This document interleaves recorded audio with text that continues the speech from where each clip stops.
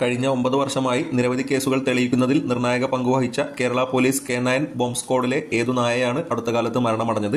Kalyani Nisha 2020-21 DGPയുടെ excellence അവാർഡിന് അർഹയായിട്ടുണ്ട്.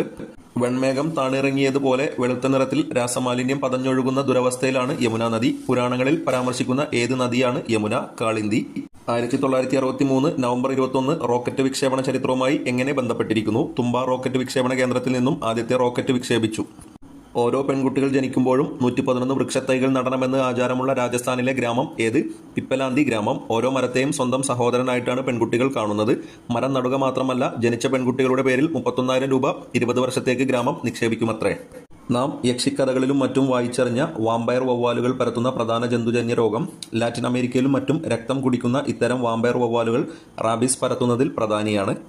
ഇന്ത്യയിൽ ഏറ്റവും കൂടുതൽ കണ്ടൽ വനങ്ങളുള്ളത് ഏതു സംസ്ഥാനത്താണ്?